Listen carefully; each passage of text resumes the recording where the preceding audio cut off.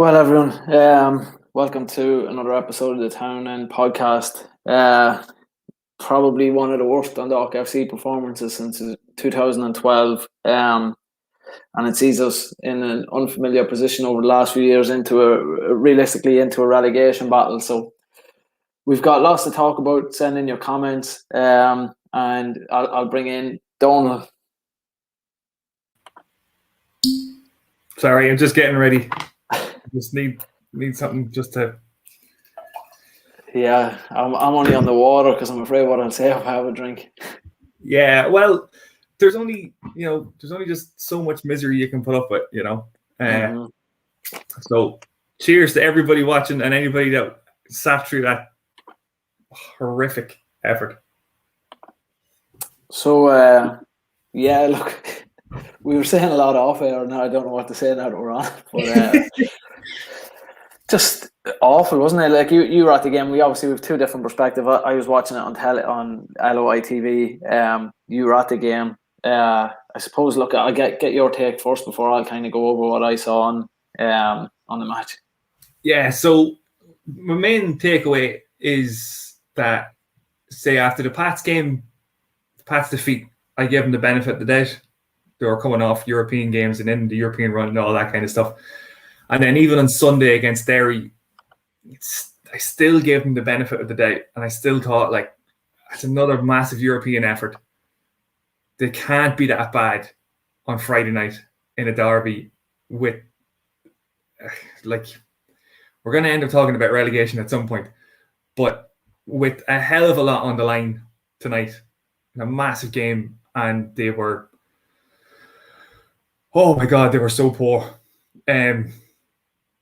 You're trying to, like, instinctively, you're trying to think of some of the positives even, and you can't think of any. Like, there was so little positive. There was no good things, all negative. The crowd, in fairness, the crowd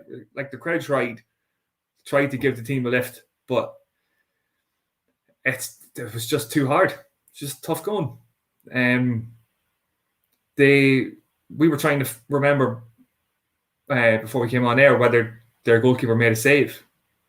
I don't think he did. I know we did score one, so I guess we did have one shot on target, but there was just no urgency. There's no fight. Just nothing. Yeah, look, I'll let you have a drink there while I spew how I felt. But yeah, it's just, honestly, we were talking just before we came on, and I was saying that there's so many, like, the team, the club has completely lost its identity of what we've kind of built over the last few years. Where we had, I was saying, every time Drogheda went on the attack, there was a fear, and you can see it in our players as well. There's a fear that we're going to concede, and this isn't a knock on a goal defender. Did I mute myself? No, we heard you say goalkeeper, though. We know. Yeah. But, like, this isn't blaming a goalkeeper or blaming anybody, but we look like we're going to concede every time that we that Drogheda went on the attack tonight, and it looked like the players thought they were going to concede, and it was just that fear that crept in, and it was always a case, over the last few years, is if we concede a goal, we'll always get back into it, and now it just doesn't look, for the chances we create, and there were probably only half chances throughout the night, but it's just, it's awful to watch, and again, we've harped on and we make comparisons to Vinny's time in 2019. We make comparisons to the Stephen Kenny era. We make comparisons to 2012. Like, 2012 was bad. What we were served up was dross, but there was players that were playing for a couple of €100 a week. Now we've got players that they're playing for much, much more, and there's just that lack of effort. And watching it on telly, you get to listen to Adrian Taff and Flano as they're going through their as they're commentating on the game, and they were saying that, like, the first 20 minutes we kept the ball well, and I completely agree with that, but we kept the ball in our back line and in our midfield. And I think we might have created only 2 chances inside the Drogheda box in those 20 minutes. So it's all well and good having the ball, but you have to be creating chances at this level. You have to be putting them to bed early and setting the tempo. And then even like there was a 20-minute spell in the second half. I think it was after they scored, we had 20 minutes, maybe 15, 20 minutes, where all the play seemed to be around Drogheda's box. And then Drogheda got a ball over the top and they almost scored from it. And it's like, I don't remember a time in recent memory when it's been, probably since 2012, when we've been like that, where it's like, we can have so much of the ball for that spell, and then the next thing they go up and almost score from it. It's terrible. You might expect a performance like this at this moment in time. You might expect it against the Pats or the Rovers, but Drogheda's been on a terrible run of form. We haven't. If in the league, I know our form hasn't been great, but overall with Europe and everything, our form's actually not been too bad. Obviously we lost on Sunday, but with the European results and the performances, you expect it. Listening to all, Vinny, I love this, listening to the many Dundalk FC podcasts this past week, and listening to this one, because I wasn't on Sunday, everyone was saying it was kind of like a hangover, on Sunday from the European game, and it was to be expected, which I think is true. But I think every podcast was kind of universal in saying this is the night we're going to kick on. Drogheda is a very winnable game. So then to go out and put that kind of performance in, it just doesn't sit right with me. I mean, Vinny gave the new lad a chance. He not talking about that first goal. I don't want to hammer any new player, but I mean, during that 20 minutes when we had all the possession, I don't think he touched the ball. I don't think he got a touch at all, and it's someone like that's coming in and people are raving, kind of, saying that he's going to be a decent sign. How does he not get on the ball? You know what I mean? Like I don't remember him in the first 20 minutes getting a touch. No, and the same thing then happened to Michael Duffy in the second half. That there was about 20 minutes when he didn't get a touch of the ball after scoring. But the thing with they did have a lot of possession in the first half, but and I understand early in the game, you obviously don't want to give a goal away because then you're playing right into Drogheda's hands. They're just going to sit deep and counter attack, which is what they ended up doing for the entire match. But there was no, not to say the Fats would have created stuff, but there was no creativity. There was no nobody taking a chance with a pass. It was all safe passing, which again is fine for the beginning of the game and to get settled and all that. But there was too many times where not only is it the two centre backs passing to the full back and then into Stanton or Sloggett and then back to the centre back and over to the other full back. I get you have to be patient against a team that's just in a block and moving from side to side. I get all that, but they needed someone to get the ball straight into Hooden's feet, and it just wasn't happening. And we did it once or twice. And once the ball got that far forward, then you can get Duffy in, you can get whoever in. But it was just too passive and just a lack of urgency. And it never, that never went away. That, lax attitude and just even with 5 minutes to go, you're still Han was the only one that was Han, there was an attempt, there was another breakout that the Drogheda had with about 10 minutes to go, and I can't remember who it was, but he ran past a couple of lads and Han just took him down. Yeah. And that was the kind of thing that you need to be doing that from the very beginning of the game. It can't just be someone comes off the bench and gives a spark for a few minutes. They were just so flat. And that thing about going ahead or going behind and not being able to come back, that was what we said about them at the start of the season with Filippo, and was what we said about them with Jim Magilton then after that. And we seem to have turned it around where we did go behind and we didn't just capitulate, that we didn't just fall apart like we did in early season and for a good bit of last season. But that seems to have gone now. And I don't know whether that came from a new, the new manager bouncer or whatever it is.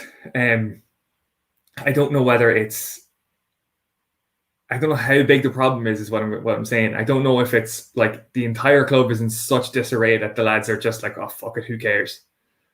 I don't know. Like, you really don't want to think that, because that's a pretty terrible thing to say about professional footballers, that they just don't care and they're not bothered. Like, but Jesus Christ, it really looked like they just didn't give a shit tonight. And I know I've tried to be positive and tried to be like, right, no, look, there was progress and we were playing better and there was good performances. But when you take the 3 league games now that we've had, the last 3 league games, they are 3 abysmal performances. Regardless of the European games around it, they are desperate performances. And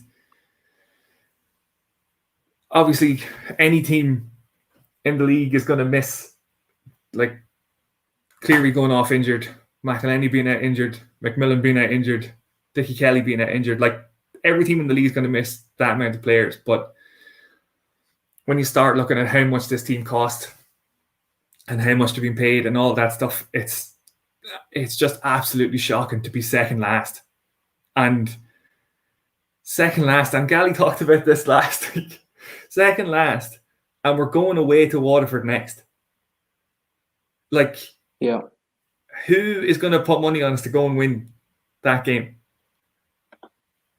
I don't think anybody. I think that's, like, we I think 2 games in hand on Waterford, but you don't fancy us beating them, and then they get a 4-point lead and we only have a game in hand on them, so it's like, where do we, everyone around us apart from Harps and Longford probably are doing all right, you know what I mean? Like, I've hit a bit of form, but we just, I don't know.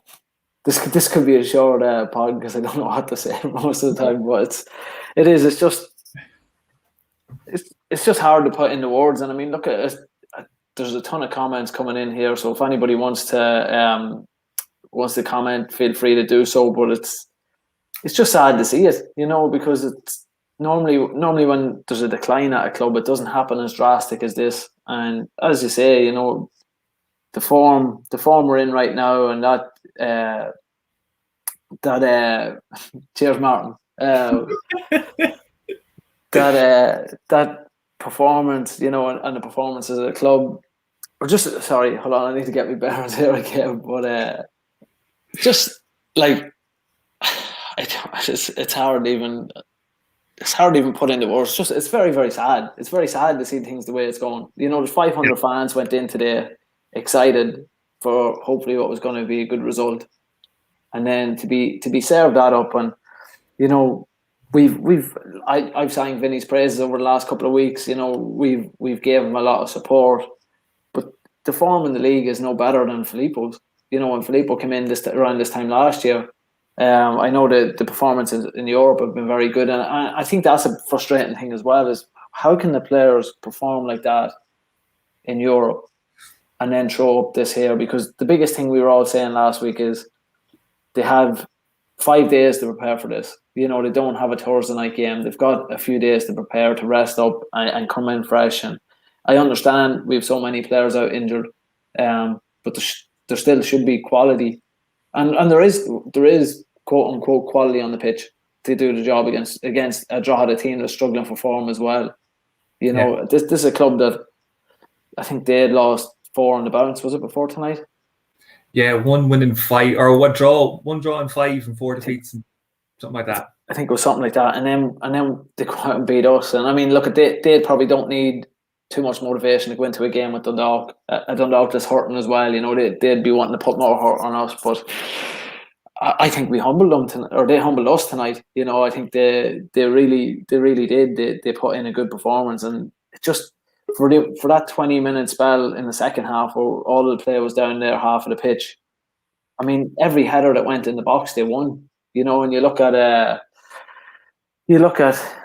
Hooben, who's so good in the air, and I don't think one ball went into him at all. So it's just disappointing. Well, look, I think everybody's sick of listening to me and you, Donald, so we'll bring in live from the limo. Chris, I'm going to let you speak. I'm going to be nice to you tonight because I don't want to get grounded again. Yeah, you're better off. Yeah, I'm glad you're a woman that's got more respect for me than you do.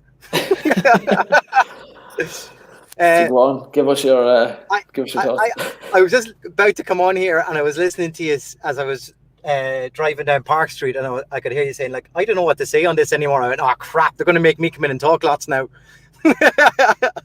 Yeah. First and foremost, I picked the wrong night to do the camera behind the goals in the rain. That was a bad decision. I should have stayed in the truck like I always do. That was my first mistake. Lads, thank God the microphone beside me, the director put the volume down up, because me fucking yelling was not good tonight, because I was so frustrated. We just looked so flat at times today, and just chatting to a couple of guys there on the way out of Oriel, and they were saying, what did you think of the game, and what did I think the difference was? And I said, I'll tell you exactly what the difference was. Gary Deegan was on the back of every Drogheda player today, geeing them up. He was pushing them, he was shoving them, he was praising them when he needed it. He was 24/7 there today, lads. Yeah. And that's the difference. We don't have a player like that driving players on at the club. We missed somebody to just do something. We missed that was a glaring obvious. We missed the Chris Shields tonight. Like he would have just put a tackle in. He would have, evaded a few tackles and just changed the tempo of the match. But at times, right up, like I was surprised we scored when we did, because I thought we looked quite flat at the best of times today. But it was just, that's a heartbreaker.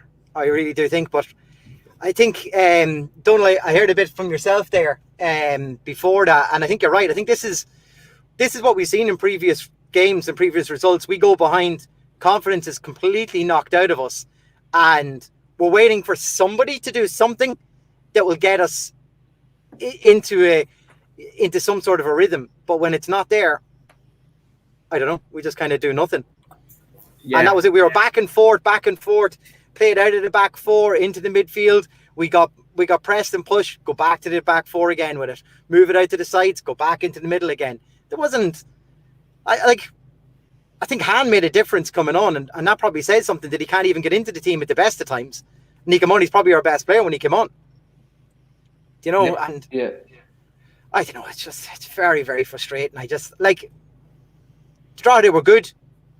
I think Clancy knew exactly how to play against us, but I just thought we played right into exactly what they wanted from us. They put in the hard tackles when it was needed, and that was it. But no confidence in that team whatsoever. Yeah. So I missed the other results tonight. What did the Waterford one end? You don't want to know. Oh God. I think we're just sitting here. We're going to stay alive until we find out what Vinny's comments are.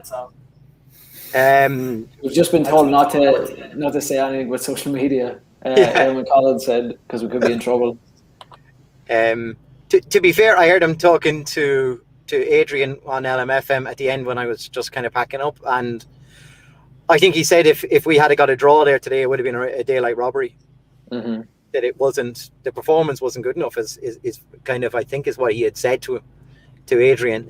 Like I say, we'll all hear it later on, but he's right. If that is what he said, I think he's right. That performance isn't acceptable at this club. The league position we're in is not acceptable at this club, considering the budget, considering where we've been, the heights that we know our team can get to when we play better opposition. So what's going on that we're not up in our game? We're not playing to that level. Well, that's what I was saying, Chris, before you came on. I don't know if you heard it about the 2012 squad, where it was young lads, very, very small budget. You could kind of let them away with a performance like that because of where we were at that time. Yeah. But this time around, we've got lads that are earning 3, maybe even 4 times what those lads were getting back then. And they're training every day, which they weren't doing back then as well. And it's just, it's scandalous. And you're right with Han, like myself and Donal were discussing off air before we came on, that I thought, apart from he misplaced some passes, but I thought he brought an energy that was just completely missing until he did come on the pitch. Yeah. And it begged the question is, why hasn't he played more? Yeah. Because it seems like when he first came, he got a couple of runs of games. He done well. He done all right too. He didn't look out of place. But he scored in the last time we played Drogheda, wasn't it? The 2-1 victory in Oriel Park. He got the winner that day. Yeah. At the back post. So it's like, why isn't he playing? Yeah. Look, I think the saving grace at the moment for us is that Longford are having such a bad season that we're not bottom. Like, I'm not saying something, but when you look at form of other teams around us,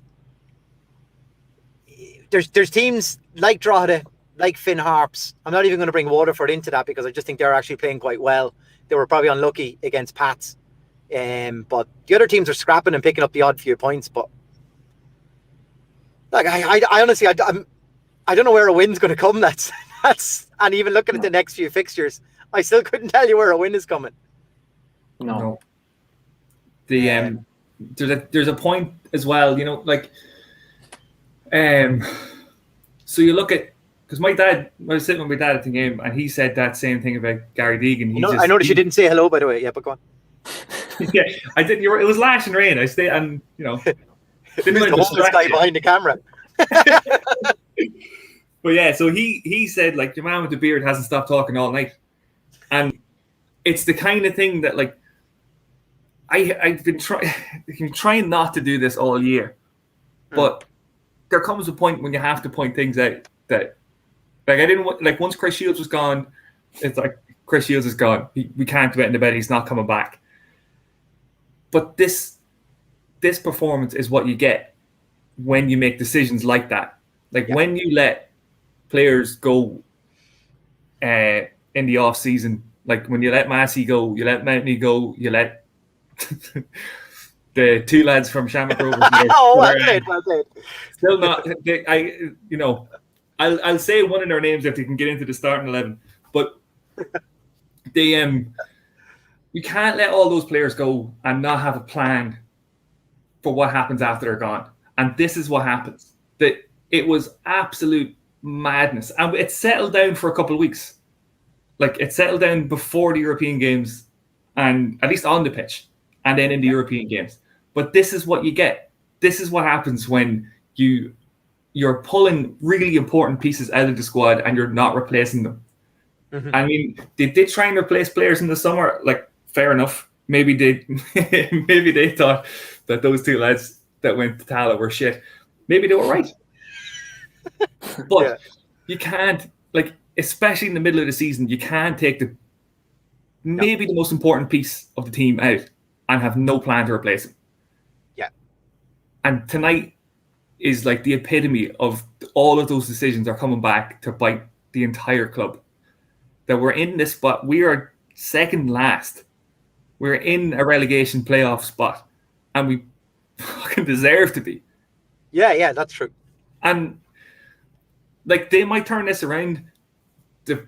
They might look at tonight's game, and tonight might be the point where they're like, fuck it, we have to do something. We have to get our heads together. We have to start getting results. Maybe that's what happens next. But to be in the point that we're in now, this is a culmination of everything that's happened. It's not just the manager. Like, it's not just changing manager 3 times. It's everything. Everything has led to this exact point. And that's why tonight was such a massive game. Because, like, if we'd won tonight, we would have started to look like maybe we can push on to the teams ahead of us. Yeah. But no one's under any illusions now. Like, we are in a relegation fight now. Yeah. Didn't Gally say, like, our what was their transfer policy over the past while? And it was like we let the likes of SG go. I don't want to say his name to you. And hope that we were going to find that person. But I said, but we already had him. Why did we have to let him go? But we've done that transfer policy over the whole team now. Maybe we'll find the next Chris Shields in our squad. But we already had that Chris Shields. Maybe we'll find the next Gary Rogers. But we already had him. You know, maybe could we not have kept Gary on as a coach in the club? These little things for the past 2 windows have just decimated our squad, absolutely decimated, and the fear. I think it was probably about 4 or 5 episodes, we said our biggest fear would be if we get knocked out of Europe and results don't go away, will our performance dip as guys consider where they're going to be next year? I think we're in the middle of that right now. Yeah, yeah. I think you've hit, that question about transfer policy I think it's very valid, and I think at some point some people are going to have to answer for it. During the start of our owner's tenure, it was very much business as usual, or it was working with the manager. But since certain people have left, and look, I'll probably get a threatening phone call for saying this in the morning, but outside sources seem to be at play, and seem to be dictating as to who we sign. And it's very much evident now that it's outside sources. It's not the same as it was before. Like, we had a Tagbajami, the likes of him came in, but he was one. Now we've got 6 of them. We've got 6 that aren't up to standard. But for every Tagbajami that time, we had 3 or 4 good players that came in along with him. But over the last while, it's just, I just look at everything is annoying me tonight. But it's like, you be careful, or the smoky man will get you. That's it, exactly. I don't know. I might get grounded again, but no. It's just like Filippo on another podcast has been blamed for the transfer policy. For players that have come in and then gone. But by all accounts, he was only involved in 3 transfers. All 3 of those lads are playing. Not saying they're good, bad, or indifferent. But the 3 players that he wanted are the players that are still there. All the rest of them were signed by higher up and were recommended by people from outside the club that have moved on. Regarding like Chris Shields, and look at we don't like. Pen away, you're just right. Yeah. Fuck it. I'm having a name of Duffy moment here. Once Flano starts texting in, throw the pen down because you know he's right. Yeah, but once they start, once we let your club captain, like, how does your club captain leave in the middle of the season? And how do you say? And look, I understand Chris's reasoning for wanting to go and live closer to home, and I think every Dundalk, every Dundalk supporter does. But why didn't we take the same tack with him as we did with Fats? Yeah, like why didn't we say to him, no problem, you go in December when the season's over, and best of luck to you, and you owe the club nothing. And he owes the club nothing anyway. But this is your club captain. Yeah, this is the fella that, when your centre halves are injured, which we've had centre halves injured since he's left, he'll step into that position. Yep. And when he hasn't been available, we had Dummigan, who fair enough last week against Vitesse, played very well in there. But he's still not a centre half. He's not that kind of a player, and that's just one player that we're talking about here. But it's, honest to God, it's the transfer policy is just one of a number of things that have been shocking this season. Yeah. So, is this the official relegation battle podcast? This is it. We're now in this. Where we? Okay, yeah. Right. Just so I know. I think. Look, if we're going to delve a little bit more into that, if we're moving away from the match tonight itself and talking a little bit more about that in general, I think I would like to. I'd like to just offer the condolences to Drogheda United and the family of David Conroy, who passed away. I think it was early yesterday morning. There was a great photo actually at the end of the game, in fairness to of Gary Deegan and his son hugging after the game, which was a really nice moment. But just before we move on and discuss it more in length about our club, I just want to offer our condolences on behalf of the podcast. Absolutely, yeah. No, it's an awful tragedy, and I've seen people like Tiernan and stuff like that, tweeting this week. So he's people in Dundalk have also felt the effects of that, and you can't help but feel it as I suppose as yourself as a football coach, the impact he has on a local community, but also just as in the League of Ireland family. It's sad to lose anybody like that, especially a young father like that. So it's an absolute tragedy. I'm very, very, very sad to see and hear. So yeah, condolences to the family and to the whole Drogheda United family down too. Mm-hmm. On a plus side, I was getting rained out of it, and I had my wet gear on, and Flano turned up in a pair of shorts tonight. So it was that was my highlight of the day. So Flan will probably slag me off now in 2 seconds on that, mind you. But yeah, it's so. I really thought, lads, just if I had seen some sort of bite or something in this tonight, I would have been rejuvenated. And I just thought if we had got something, even though I tell the truth, if we had to snatch a draw somehow in that game tonight, I would have said there's something to build on, because we were out of that game at one stage and we managed to pull ourselves back in again. But just to lose ground. We've now lost ground on Derry. We've lost ground on Drogs. And now Waterford with the form they're in, you just think, oh God, we're going to be massively cut adrift on a lot of this. So that's good to see Pingu's hanging around. Yeah. He must be looking for his pain. He must be looking for his pain. I don't know how far Pingu has been down through with comments there, but I just see, people talking about Stephen O'Donnell. And I think when Stephen O'Donnell left before, we were worried about who's going to replace him. But, Chris Shields, we could see at that stage he was being, either left out of the team when we thought he could be playing. And we were just wondering when he was going to be given a chance, because we knew he was good enough. I think it's different to that situation now, where we didn't have that replacement or someone we thought would be good enough to step into that breach when it was needed. But now we're just left with a giant void in the middle of the park. It was really scary when at the start of the match and at halftime I seen, Fats, Cleary at halftime, Brian Gartland, I think was Dickie Kelly. I'm not too sure. Brothers went, oh wow, all of these lads should be in our starting 11 tonight, and none of them are, like, with injuries. So it's Fats had some mechanism. I don't know if you've seen it on the stream. Yeah. It's so I think that's attached to stop a strain or something on the hamstring before a specialist has a look at it. So I'm hoping that's not too bad for him. I'm hoping it's as a precaution instead of maybe being in a full cast. I'm hoping that's all it is. But yeah, I'd never seen anything like that. He kind of looked like the Bionic Man making his way across the pitch with a limp. Yeah, Bionic Man was limping as he was getting across the pitch, so he's not gone fully bionic yet. No. Yeah. But anyway, I'd take semi-bionic now. He still could have done something tonight with one leg. Yeah, Still could have done something. Exactly. So, like, where do we go as a club now? Bar another session out in Belfast, where are we? What do we need to do, and where do we go? I've taken over here, Pingu. See that? No, I love it. You fire ahead.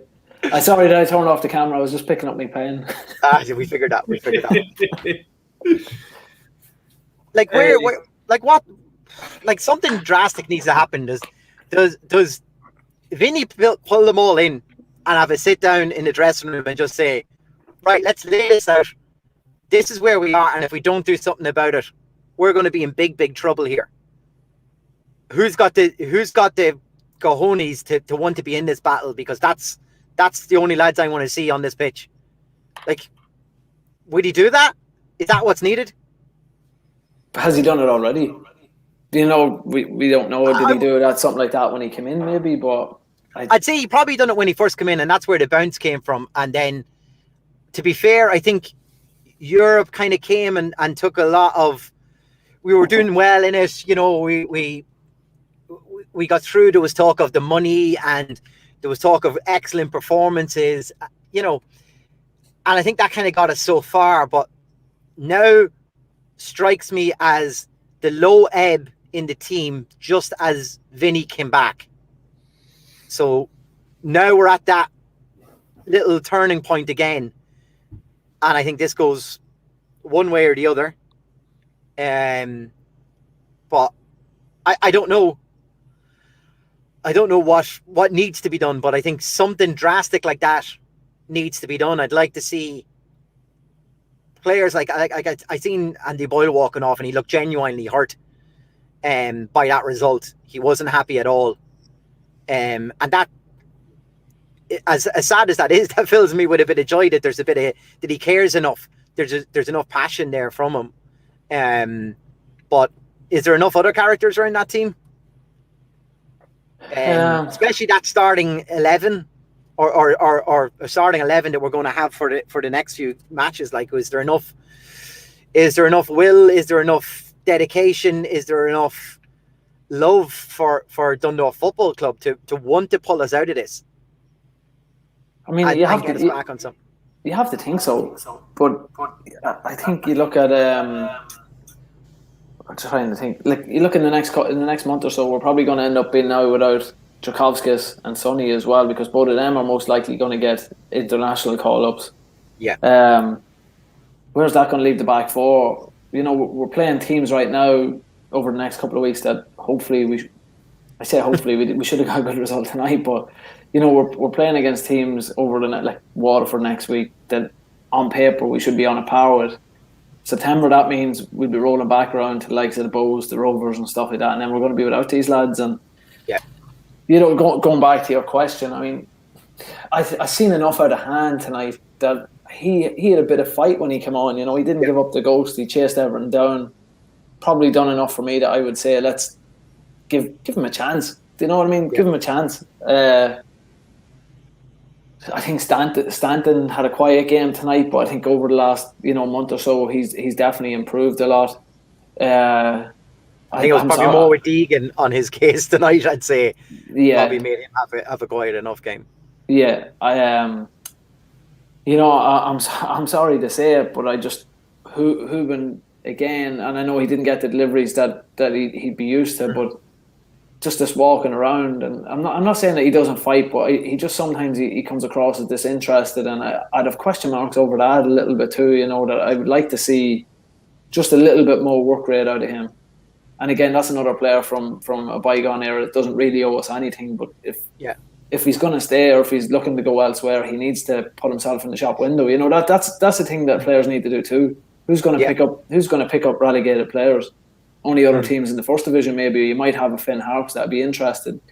Like, I remember back in 2010, and I'm not going to name the player, but there was one lad was going through a particularly sticky patch for about a third of the season, and then getting towards the end of the season back, and we had the 40-week contract, started putting in man-of-the-match performances for 3 or 4 in a row and got himself a new deal. You know, so that's what, at this point, where now clubs are offering 2-year deals, 3-year deals, this is where players need to be putting themselves in the shop window if they're not going to stay.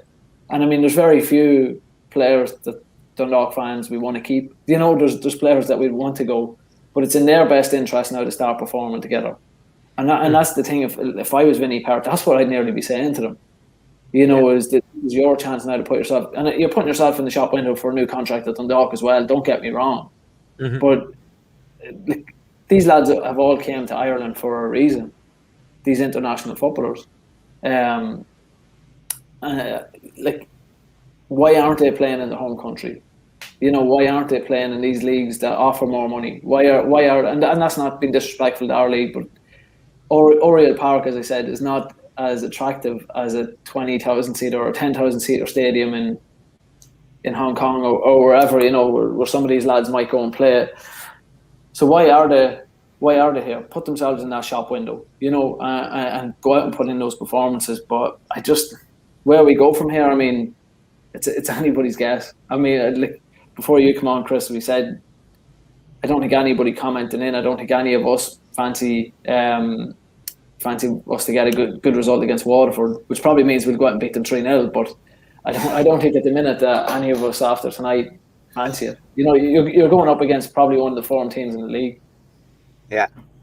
I'm just gonna say that there's you know, when you think things can't get worse, that just as Eamon's after saying there, they have a game against St. Martin's next week. Yeah. Now, Nicky Daly's gonna love this, isn't he? Look, you can't. There's no way. Especially with lads back in the shed, he's going to just absolutely love it. let's not skirt around that. That's the sort of game that he used to love when he was up against us with Drogheda, and we saw him flashes when he was with us as well. Like it, you know, he'll be bang up for this game, and they're a decent team. You know, they've got some decent players as well, and surely they can smell an upset there. Like we can't afford a mistake. We can't afford anything. And they're coming up to play, and they've literally, if they get beaten, they get beaten. That's what's expected. So they have all that on their side as well. So I mean, they'll be looking at that game saying we could turn these. Yeah, you know, absolutely. If they get like a goal, Drogheda weren't ending goal special early, tonight to get the result.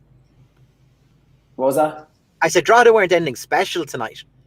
They just done their job, didn't they? But Yeah. we didn't do much. So I think if Macta's got lucky very early, and I think the longer they go without conceding, the more pressure's going to go on. Is it 500 fans again next week? I think so. Yeah.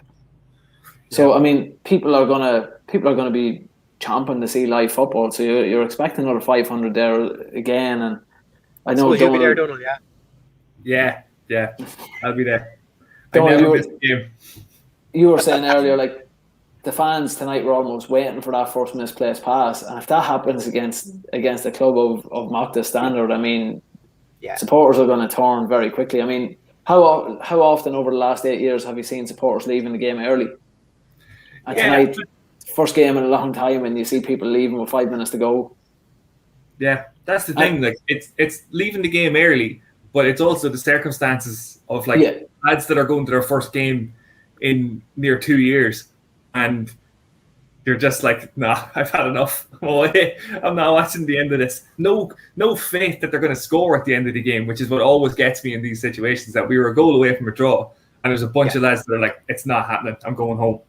Yeah, which I remember, in 2013, 2014, a lot of our match-winning goals came in the last 10 minutes of a game. Yeah.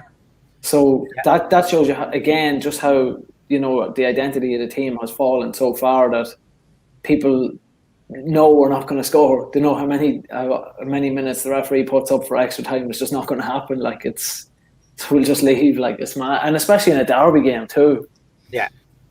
But with about 10 minutes to go there, I thought Oriel Park got eerily quiet. Yeah. At one stage, like, oh God, normally we'd be bang up behind it. We're only a goal behind. Like you say, it's a Louth Derby. Han was on, kind of giving them a little bit of something to think about, maybe down the wing, and you're thinking, right, we could maybe do something here. Let's keep the tempo up. But it just went thump. That was it. Zip. Yeah, I think people were, like Pinky was saying earlier on, I think the uneasiness in the defence tonight, that got into the crowd. So anytime Drogheda broke, there was just a collective like, look, here we go, 2 passes and they're in. And I think that just kind of took over because we weren't creating any chances for the last 20 minutes. So even when we had the ball in Drogheda's final third, it still felt like Drogheda were more likely to score than we were, because you're like, if they break like they've already done, they'll have one-on-one with one of the 2 centre backs, and there's just no faith in it. There's no faith in the team, because it's a long time. Like it's not just this season that people have this feeling that that they don't have faith in it. It's from last season too. So it's 2 full seasons of watching Dundalk and having no faith that they're going to get the result that they used to have faith in that they get. I saw somebody mention Roy Keane there. And I heard Roy Keane talking about Newcastle, and he was saying about how Newcastle's goal should be survival, because there's a worse fate than survival. That like if you start spiraling down, it's incredibly hard to start or to stop that and go back the other direction. And I mean, we all know this. Like we know where we were in 2012. Like that we know what rock bottom is like, or even before that. But that's the worry now. Like even Friday night, you're like, I know it's St. Martin's, but Jesus Christ, the rot is setting in. Like they will turn up thinking Treaty gave these boys a game. Yeah. Like we struggled, and that was with Fats and with McMillan and whoever else. We probably had about 4 other players that we let go since. But they'll look at that game. They'll look at tonight, but they'll look at what Treaty did. And it's pretty much the same setup. That it'll just be like, we're going to sit in. Sorry, that's a good one. But they'll be thinking we can get a result. Yeah, and this is it. Like even what Paul's saying there on that, with a BB, but they'll see these things as weaknesses, and they'll say, well, that's exactly what you need to. You having a pint there, pal? What are we having? No, it's a hard night. Oh Jesus! Yes. It's like having Tiernan again. Are we gonna I don't think we're going to be on long enough for me to get into that. Yeah. Sort of state. Although. Yeah, I don't know. I think we need to get a new sponsor, Pingu, which is like I think we should have a post-match pint, and we should be drinking our sorrows here. So I think if anyone needs to get in contact with us for that, I think we could all do it. A crate of beer sent to us. We'll sit here. We just Cooley have Distillery. We're asking you. Yeah. Dundalk Brewing Company. We'll have that. Yeah. That's especially the way things are going. Yeah. We should just sit here. I don't know. I like when I was there early, obviously setting up today, and there was a load of lads. I can only assume they're part of the Shedside Army, and a load of extra banners done up tonight. And the club has actually given them a whole section. You've probably seen that. Seen photographs, yeah. Yeah, it'll be to the right of the shed where the St. Levan used to be in parked up, and they have a massive area there that they can put a banner. And actually, the club has given them a dedicated wall where they can put stuff up. And I thought, it started to fill me with a little bit of optimism at the start of, here's parts of the club, and maybe it's just individuals in the club who are happy to work with supporters like that and bring them back into Oriel Park. I was thinking, maybe get a result tonight, and here's a turning point of club reaching out, more people in here and everything. And God, the results kind of deflated me somewhat, lads. I'm not even gonna lie. Where do we go? Remember, Bingo, when we said we'll set up this podcast, it'll be great crack. Yeah. When does the great crack happen? Do you remember the episode 1, President's Cup? Beat the Drogheda, beat Rovers, and we said this is going to be a great season.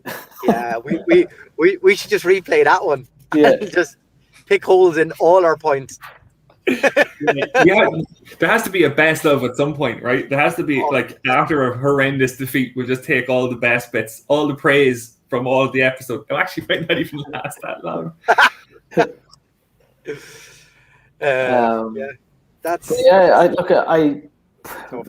If we move on maybe to a couple other points before we wrap up, obviously this week the rumor mill is going, or the news is breaking currently about Val. Val is going to a Premier League club, which is rumored to be Brentford, which is a great move for him, isn't it?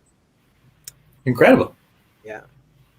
I haven't heard anything about a fee or what sort of a fee. I'm assuming is that it because he's only on the amateur contract, it won't be that big.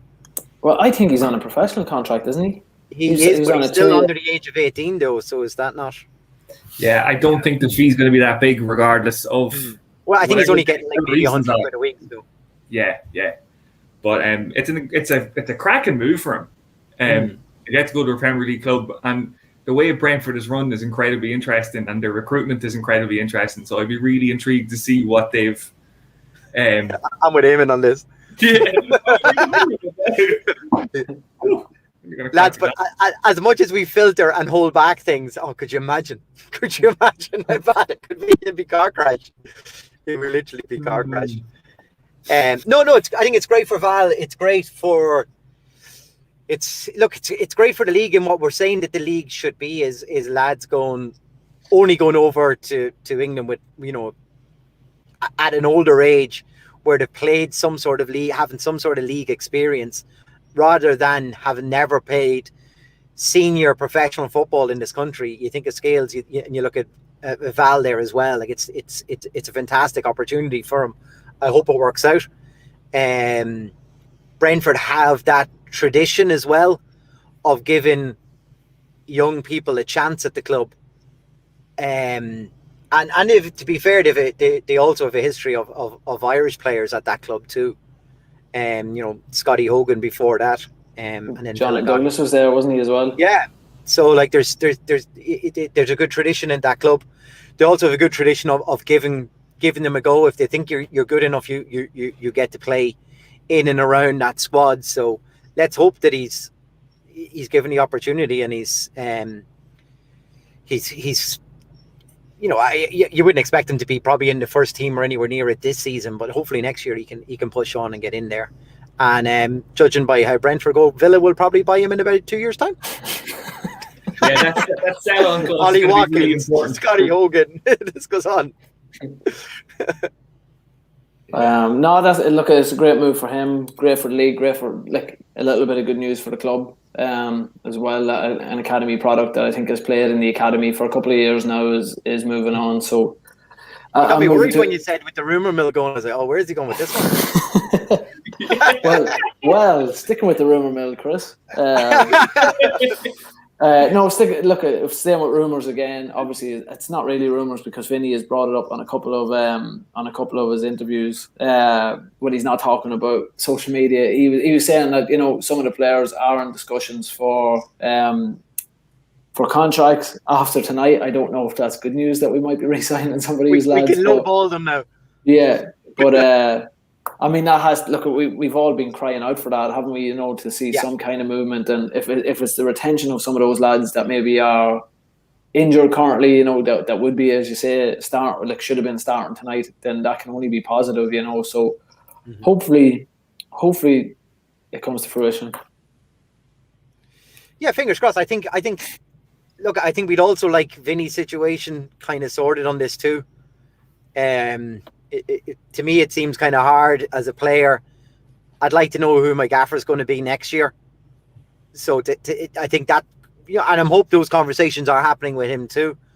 But yeah, I think we could do with having a couple of numbers bedded down, because we always said that, Val Adedekun, Ryan O'Kane and Andy Boyle were the 3 guarantees for next year. We could be losing one of the guarantees. So, yeah, the more the merrier that's signed next year. And I'm hoping then, those lads will be thinking, well, we want to get signed. And here's 2 things to look at that, right? One, those lads will want to get signed up because then you'd hope there would be some level of dedication. Not that I'm saying that they're not dedicated now, but I'm saying you want to be giving everything now because you want to make sure you're still in this division next year if you get a contract now, if they're offering you a contract. And then number 2, from the club's point of view, are they going to say, well, look, if we're not in this division, we're not going to be able to afford you next year. So we need to get out of this situation for the good of the club and the players, if you know what I mean. It's better for everybody if there's safety knowing that we're in this division next year. And there's so much uncertainty if we're anywhere near a relegation playoff come the end. I'm hoping this is the bottom and we've hit it. We need to take a look at ourselves and be honest about our performances and our dedication and what we're giving to this club right now, and say, can I do better? And if the answer is yes, then we need to see that from maybe the Mocktus game is the first step on a ladder to get us back there. Maybe it's exactly the game that we need. Maybe there'll be a while sending off and 3 or 4 of their players get sent off. No, wait, 4 is too many, is it, to be called off? But I'm hoping it's not, and we win comfortably, and it's a confident booster to go in to the rest of the season, because I just think we just need some sort of pick-me-up. We can talk about hard luck. We can talk about, horrific injuries that's decimated this squad. I mean, I think you mentioned it earlier on, you mentioned the number of players that we have had injured, and they would walk into most teams in this division, if not all teams in this division. And that's extremely hard to continue on when you don't have them. But at some stage, we also need to bury the bad luck stories and just start winning ugly, but whatever it takes, just to start getting 3 points back on the board and get ourselves into some sort of a secure position. And then we look at next year then after that. But right now, I think just pull ourselves by our socks out of this position, dig in deep, and that's what we got to do. I don't want to be having these same conversations, what are we, 10, 12 games left? If even. I think they said tonight there's still 40-something points up for grabs. 46 points or something like that. Great. So how many games is that? Yeah. But therein lies the issue. Like, so it's over. Yeah. You're talking about 15 games or so, probably, aren't you? Yeah. I think. Yeah. Is it 14 'Cause after? 45, yeah. Yeah. But yeah, well, so they give or take that. But like, this has to be the low ebb, as in the league position. Well, we can And go go- one lower, Chris. No. Yeah, it can get worse. Hopefully it doesn't, but it can. Yeah, it can. So Kyle Muckian just had 39 points left. Okay. Still no clearer to me, Kyle, after a long day. Sorry, pal. 13. Stephen Todd, 13 to play. Thank you, Stephen. Thanks, There you Todd. go. Yeah. But yeah, it's. Donald's gone quiet for the past while, so I'm expecting him to You know what I hope would. This is your Donald. This is your Braveheart moment. This is your rallying moment that we've been waiting for. I just. Is this not just play better, guys? Just play better. Yeah. Is this not just like absolutely insane where we are? What we're talking about here? That we haven't signed anybody, and maybe we have and we haven't announced it, which I'd be like, why have we not announced it? This week. Yeah, we got 2 new guys in and they should be looking to next season, even though they don't have contracts next season. But we have to, like, the reality of this, and I'm sorry, I'm just like I know this is a proper miserable night. You're not allowed to drink anymore on this. You're even more depressing. We just think about this, that we're in a position where we're second last. So when it comes to signing new players, we have to try and convince them we're going to be in the league next season. And they have to look at us being like, are they going to be in the league next season? Yeah. How is that the spot that we're in? Like, this is absolutely mental that this is the situation that we're in. And it's the reality, which is just so fucking depressing. But this is where we are. And it's like, the amount of times that we've called out this thing of not signing players, not having people prepared for next season. And this is the absolute worst way it could have come back to bite us. Because now these boys would just be like, no, I don't fancy being around here next season. They're second last. I'm done. I have an offer, or someone's in my ear from Sligo or St. Pat's or whoever. And you're like, well, look, I'm done with this. Pitch is shite. I'm not playing in this anymore. Yeah. I'm away somewhere else. It's just, man, it's just fucking. But we used to be the club that offered the long contracts. We used to be the club. We were the first to do it. Yeah. But we were the club that was a real delight and a fantastic style of play. You were, guaranteed European football. You had all these pluses beside us. Like right now for next year, we've no European football to dangle in front of anybody. No. We, like I say, we unless something starts happening very quickly at the club, we can't say with any certainty that we're going to be in this division. Yeah. So let's just blow the whistle now and end the season, and we'll call it quits. No, wait, we're in the playoff position. No, just give us one more. Roll the dice one more time. One more time. Hang on. I got this. Snake eyes.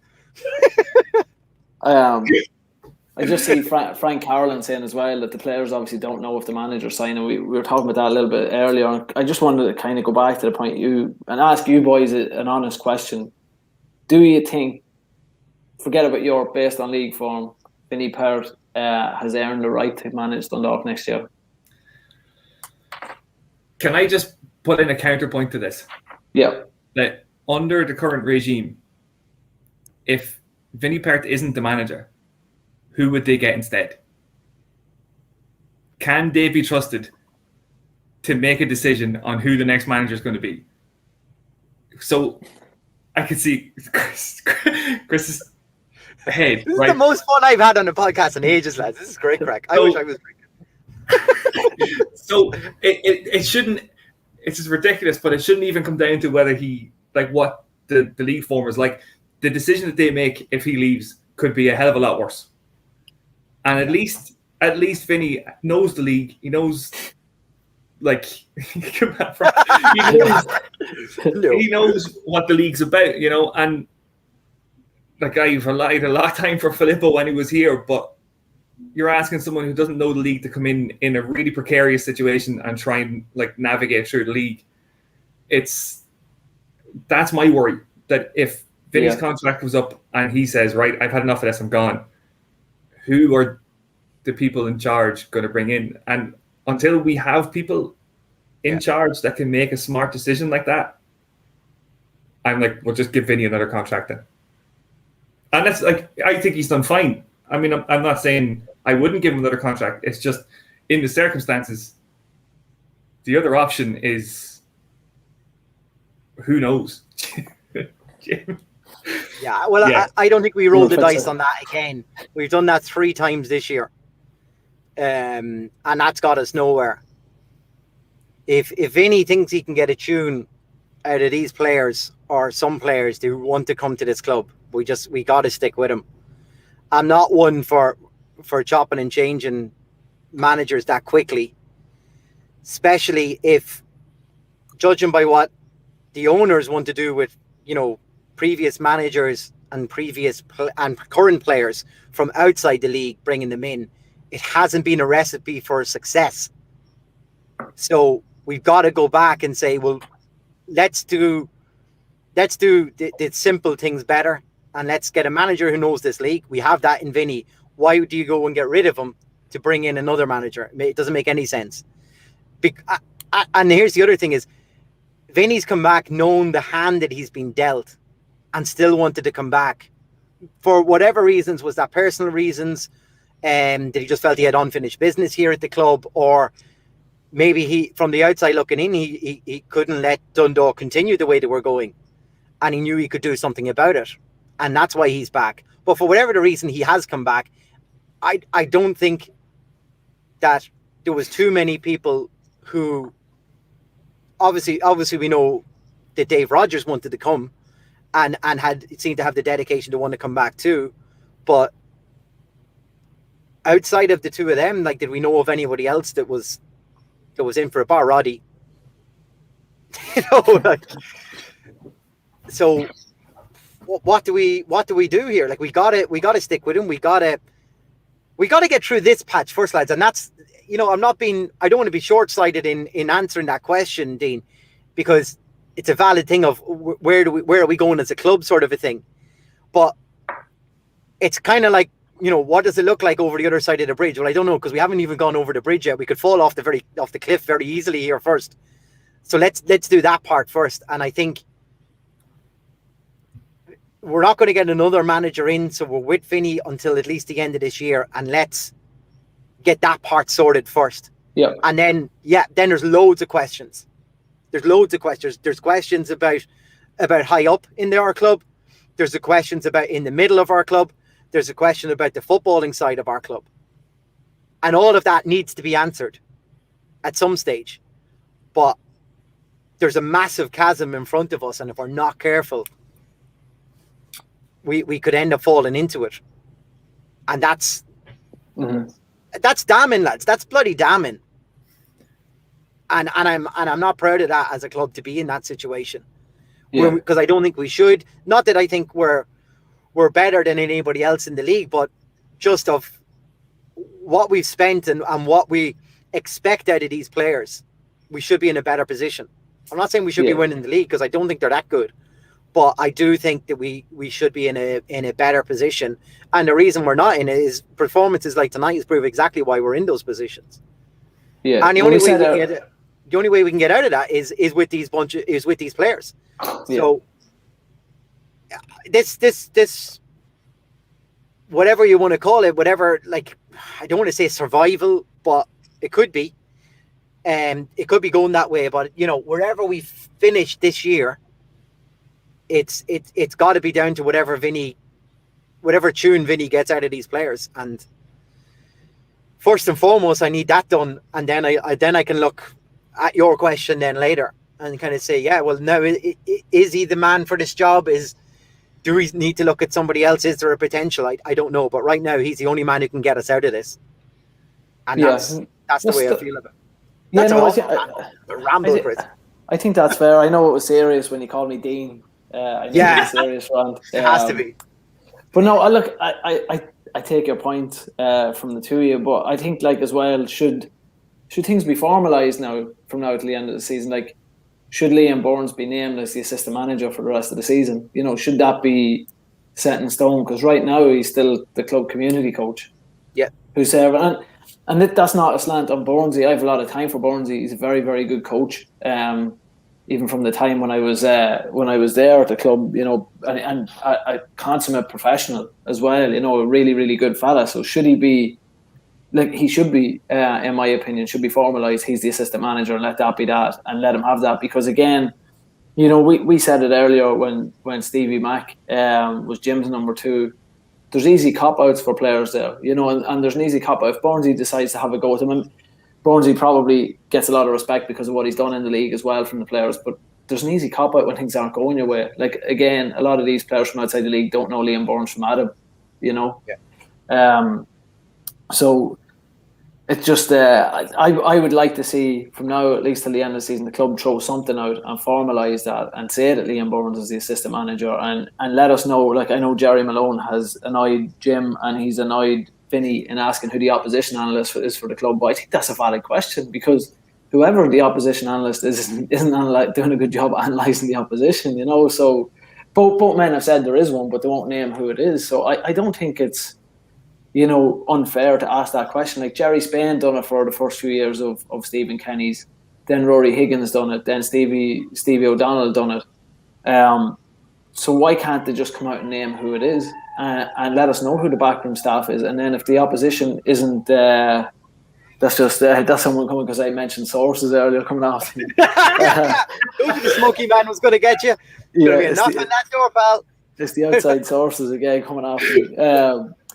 But it's little things, and it goes back to, like, I don't know, but I do know that you lads seen what I posted on Twitter on Sunday night after the Pats game. You know that, again, this is going to be a weekly part of the show where it's going to be Pingu's call to the owners. Call for clarity. My ears with Pingu. Yeah. Pingu's call for clarity. But you know, like, I think, again, and I'm going to keep saying it every week until we actually find out what is going on, is and every supporter, thankfully, I think because of this podcast and other podcasts, like I heard on the press box, they brought it up on this week's episode as well, that we need some kind of conversation from the owners of the club to tell us what their plan is. Not even what their plan is next year, just are you staying or are you going? And if you're staying, in what capacity are you staying? And if you're leaving, fair enough. Thanks for everything apart from this year. You know, thanks for all the memories you gave us apart from this season.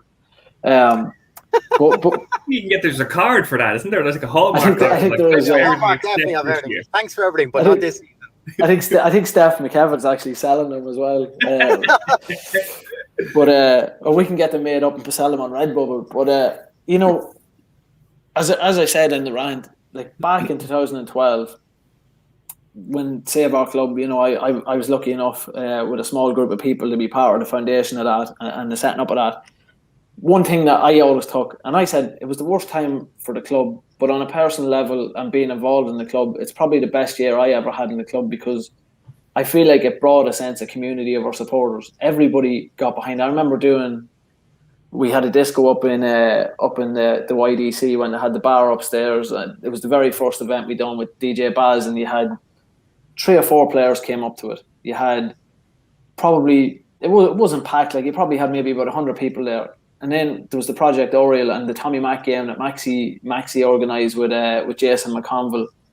Mm-hmm. You know, I think there was probably over 1,000 people attended that game, maybe even 2,000 attended that because it was local opposition against the first team squad. Mm-hmm. And then there was the Project Oriel that night, and I remember that event was wedged, you know, and then people were letting sorry about that, Alan. I think everyone's taking the pick out of you for me calling you Dean. Yeah, but people were packing bags, you know, people were doing stuff, and it just this time around, when the shit is hitting the fan in the club, there's a complete it's the opposite feeling that we had back then. You know, like that night that we stayed up in Waterford. Were you two lads? Were you down there that night by any chance? Yeah. No. That was as big as when we won the league in 2014. You know, obviously not on a different scale, but that night, like, would live in the memory. And a lot of people I would talk to say that were at that game say they still remember that. Mm-hmm. You know, and I don't know if it was my post. It got a bit of flack. I don't know. Maybe it was. Maybe it wasn't from the supporters club of saying, you know, I've called out the supporters club, or not called them out, but I've asked them would they be willing to write a letter on behalf of the supporters of Dundalk Football Club, seeking clarity on what Peak Six's position is for next year.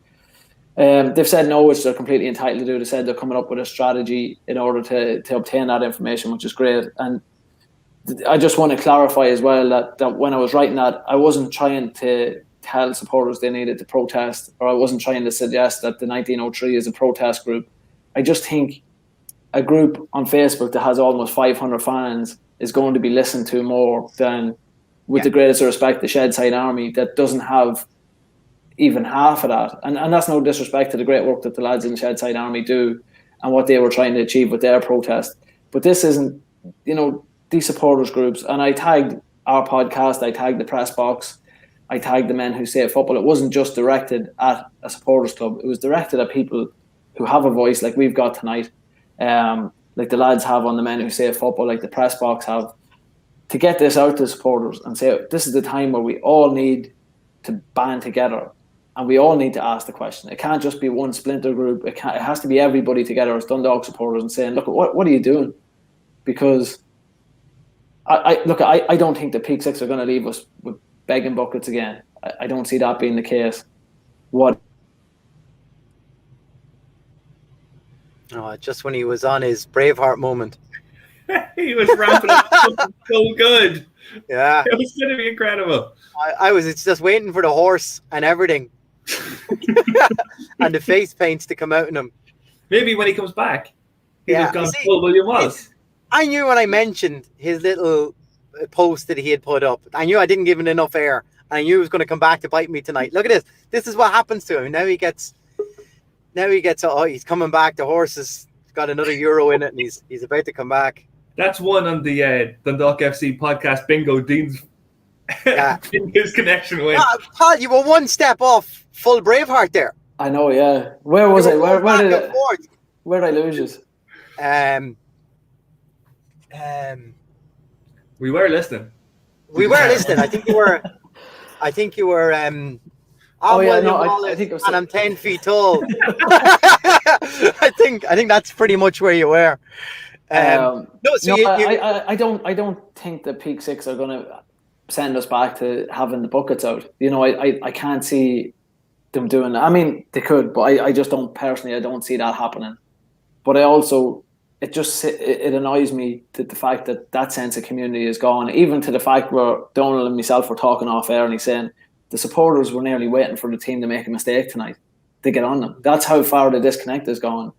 And even it's hard to explain this, but watching the club over the last, I'd say 2 months, apart from the European games, and I'd even say apart from probably the games the last couple of weeks in Europe, when we play in the league, it doesn't feel like Dundalk FC. And it's felt that way probably from when Jim was in charge, but even sometimes under Vinny, when we're not going well, it doesn't feel like it's Dundalk FC I'm watching. You know, even I don't feel, it's sad to say, but I don't feel my investment is even there, because we know how much of a shit show, or I know how much of a shit show is going on behind the scenes. And that's not the Dundalk FC that we're involved in, and it's not the Dundalk FC that we be a part of. We want to be part of the Dundalk FC that is about the town, and the town is about its club. You know, and I said that in the post the other night, that Dundalk is a town that absolutely thrives off its football club. And we've seen the town, even then, as I say, back in 2012 at its lowest ebb, the town rose up to help save the club. And I always, you know, people will always say to me, oh, you played a great role in save our club. But that wasn't me. All I did was be a part of the foundation of that and the setting up of that. It wasn't me that contacted Dunstore. Somebody else set that up. It wasn't me that organised Project Oriel. It was other people set that up. As I said, the game with Maxi, the Tommy McConville 11, that was Maxi that set that up. This was a collective effort of the people around town that were able to make sure that our players back then were able to pay wages. And now, I mean, we can't get all our supporters to agree on one thing.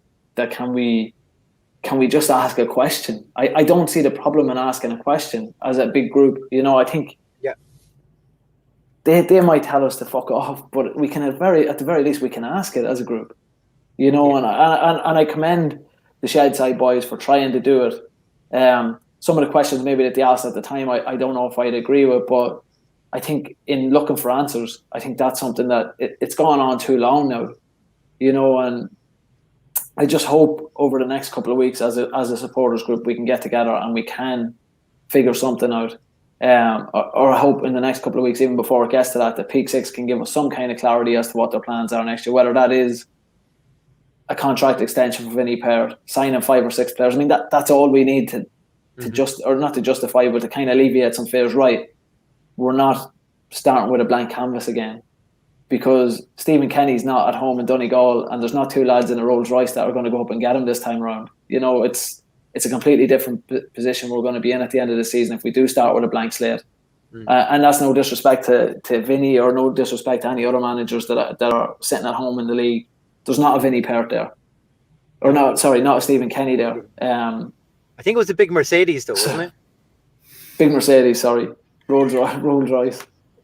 That was our player. That was her nanny, sorry. I get me times in 2012 mixed up. But you know, that's me rant done. But I wanted to kind of bring that up because it's really been bugging me over the last couple of weeks, and that's to be honest, that's one of the reasons why I haven't been on the podcast, because it's just been hard for me to watch it, you know, and I think part of that's probably from hard for you to watch the podcast. From where no, I still watch it. I try to text in, but it says it's the town end that's texting, but I catch myself out a little bit. But no, just sometimes watching the team, especially when we're not winning games, when we're playing so poorly, it just doesn't feel like Dundalk. You know, it doesn't feel like it's the club, and I just want to get back to that. I want to get back to the fans getting behind the club, and the club being all hand in hand with each other, you know.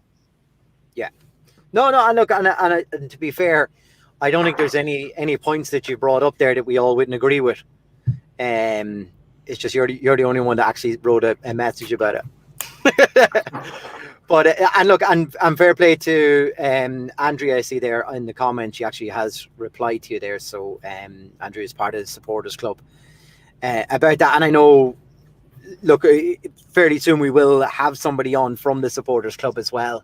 I think they're just looking for just to set up things a little bit more with themselves before coming on.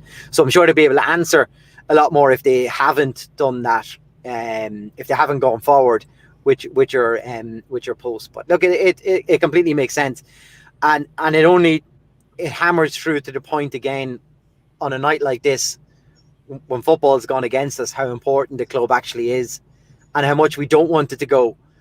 And, you know, we're talking about football matters, but you're also talking about off-field matters, and both of them are incredibly important to get right now, because we don't want to be in that scenario that we were back then, having to put a group together like that, because judging how contracts were held, we won't be able to pay for their wages, pal.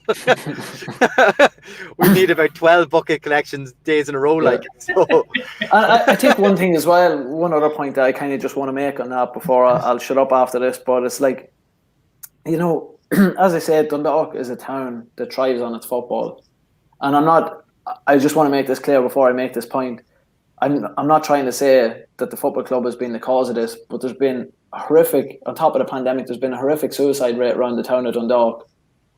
There's a lot of people haven't been able to go into Oriel Park, and it wouldn't surprise me if people, you know, it's negatively affecting people's mental health. It's putting everybody. I mean, we're in bad form, all three of us here, you know, and some people are going to take results like tonight harder than others.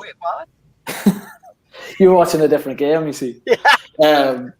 But you know what I'm trying to say is, like, some people are going to take tonight's result harder than others, and some people are going to take everything that's gone on this season a lot harder than others. And we can't be there, obviously, because of the pandemic, and we can't all be there as 2,000-3,000 people.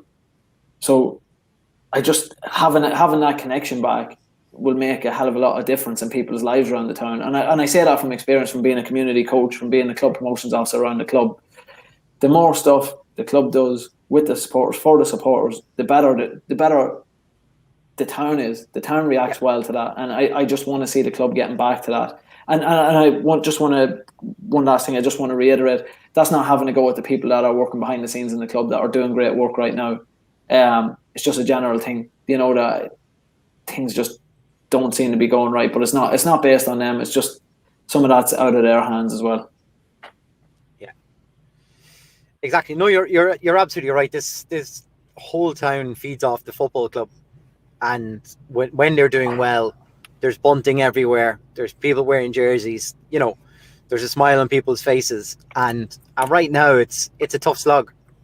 It's absolutely a tough slog, but it's a tough slog, but it feels different, like you said, in 2012, that we lowered expectations because we kind of knew what was coming, but I didn't foresee us to be in this position at any stage of the season. And I think that's a worrying thing that needs to be corrected now, because with 13 games left to play, I don't want to be having this conversation in 3 more games, lads. Yeah. And that's the reality. Yeah. It'll just be me and the single pot will be on. That'll be the only people will be on that podcast. I just wanted to say a thing too. Like we're talking about the supporters clubs getting together and like all the groups getting together and all coming together to approach Peak 6. I find it kind of hard to believe that they obviously don't know that this is happening, that they don't know that this is how everybody feels. And what's really worrying from that perspective is that they haven't even tried to placate us at all. Like they haven't even put out like a throwaway statement in that like we were committed to Dundalk or whatever without any details, And I think as much as like it would be fantastic to get everybody together and everybody on the same page and everybody, striving for something, I'm like the bar is so low at the minute. Like I've heard people say that even just a statement, even just anything, something, yeah, and that's what really worries me, is that even at the state that we're in and what we're asking for them, because we would have asked for plenty from them before. Like we were asking for stadium developments, we were asking for players, we were asking for all sorts of stuff, and now all we're asking for is just some sort of communication to tell us what's happening. And I think everything that you said in that message is right, and everything that you said tonight is true and very important, and like the importance of the club in the community and all that kind of thing. That's just it's more important than any of us would even really understand, like to have the club in the community and have something like that all the time. But the thing that gets me is that this isn't just this week that we've decided to bring this up. This has been brought up on, as Vinny would say, like on social media. This has been going around on social media for ages now, and even the reason, like even the fact that he brought it up in that post-match, so he obviously knows that this is a major concern for people. Mm-hmm. And that's been worrying me now for a while, that we can't get anything. And the protests, I can understand them not responding to the protests and stuff like that's. There's a tricky way of, or it's tricky to try and communicate on the back of a protest. So I understand that, but the problems that the protests were there for haven't gone away, and in a much more civilized way now, supporters are making their feelings known on podcasts. And I mean, if there had been more people there tonight, I don't know if there would have been more songs about Peak 6 or more chants about Peak 6 or something. Like, I just find it hard to believe that they don't already know that this is happening and they're still not getting back to us. That's what I'm trying to say. But right now, in the position we're in the league, with a cup match coming up, at our not our confidence or morale, but we're quite at a bit of a low ebb.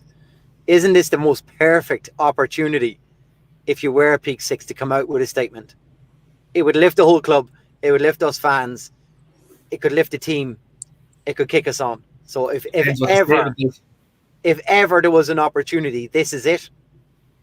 It's presented itself perfectly in a horrible way, but to come out and say, we're committed, we've offered contracts, we'll have details in the coming weeks about who is signing up. We've a massive commitment. We're going to be here next year. Fans needn't worry about that. We're going to have an investment going forward.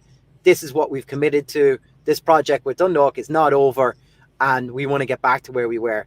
I mean, it's probably too much for a tweet, but you know, we could slim it down and use some emojis and we'd get there. Yeah. And I think, look, this isn't to disrespect anybody, because I think there's been some great stuff done, but we don't need to hear about any more partnerships right now. You know, we don't need any more official club partners to lighten the mood, because that's not it's not benefiting us long term, in the sense that we want it to benefit us.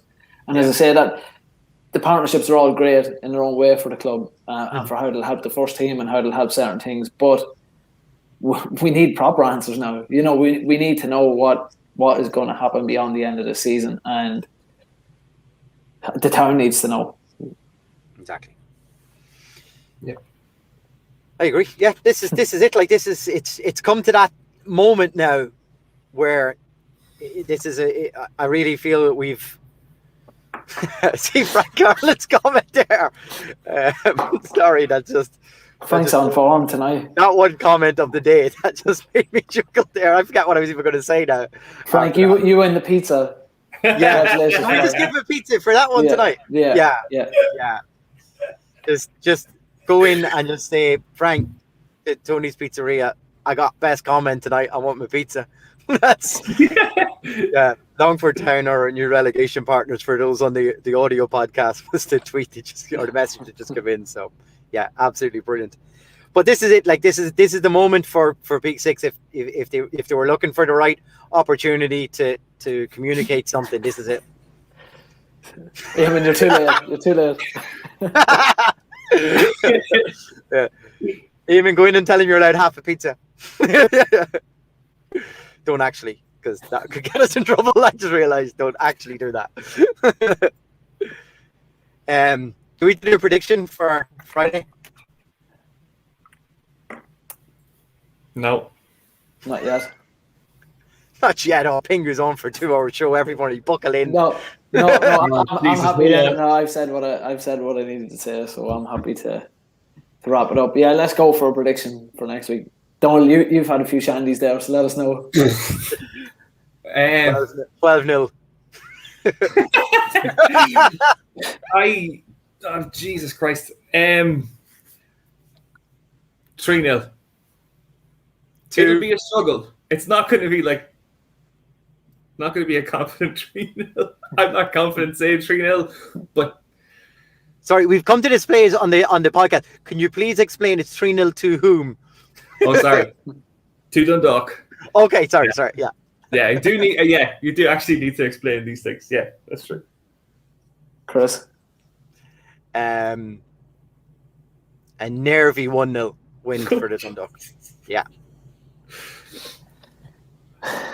I'm gonna go 4-1 Dundalk. Oh, sorry, Chris. Did you say Dundalk? Yeah. No, I did. Yeah. Okay, sorry. Just checking. And there's the 1-0 could have been. Fact checking me now. That's my role on this. To fact check everybody. Hang on. I'm gonna have to watch this back tomorrow to find out anything that I've said. So I really want to fact check it I could get. Oh, lads! In a night where Dundalk broke my heart, I'm sitting here on Combrassil Street, and there's a couple arguing. He walked one way, she walked the other way. I think there's a break up here beside me. Love is even dead tonight. Well, look, what do you do? On that note, thanks everybody for watching. We'll wrap it up on that, and we'll go off air to find out what's really going on. But besides Chris's car, but no, thanks everybody for watching, for ranting with us. Loads of comments come in tonight. Really appreciate it. Fingers crossed, better result next week. Chris, let's leave it. Or actually, no, Donald, you've had a few drinks, so let's leave you to wrap it up tonight. I'd love. You see, anytime I've done this, it's just been no fats, no party. So I'm just going to say no whiskey, no party for the rest of the season.